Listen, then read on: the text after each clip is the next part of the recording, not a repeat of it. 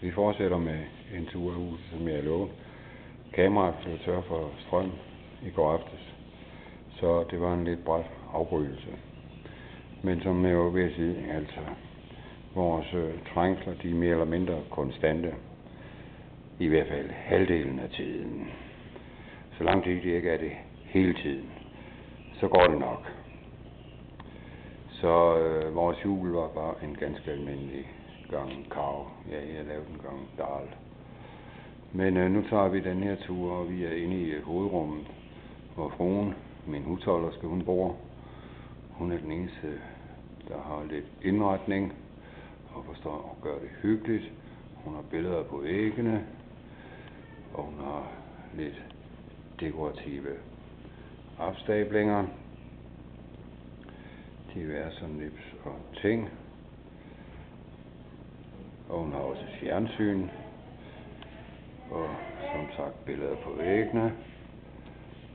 Kongen og dronningen, hendes afgudsikoner, som jeg desværre ikke har for meget til overs for, og forskellige effekter. Hun forstår at indrette sig. Og det er jo der ved verandaen med skydedøre. Dem kan vi ikke bruge til noget. De falder fra hinanden, når man skyder dem op. Så det skal vi ikke risikere. Ruden falder ud, og det laver et fanste svineri, når det går i stykker. Og Giant blev nu straks sammen for at komme ind. Men altså, det er faktisk alt, hvad vi har af møbler. Og som sagt et fjernsyn, men det er med aerial reception only, no cable. Så det er kun på tag. Der er ikke noget som helst, det jeg kan bruge.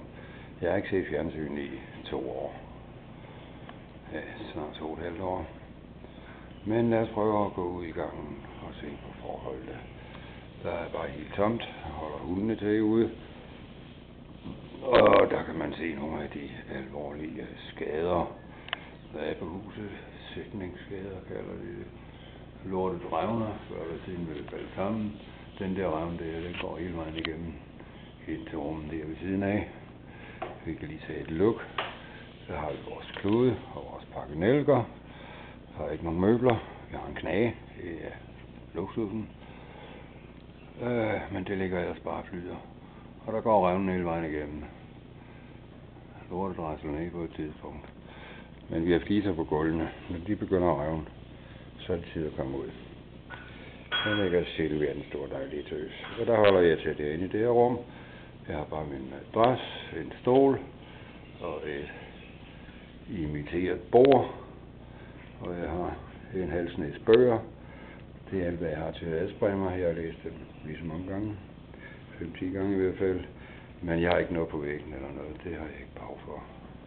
Jeg har lidt papir og sådan noget, jeg roder med. Så jeg beskæftiger mig med. Det har jeg i hovedet. Og så har jeg min guitar selvfølgelig. Den kan jeg ikke undvære. Den står derovre. Ja. Og min cowboyhat. Og min Hawaii-skjorte. Jeg har ikke noget mærke til den, så den hænger der.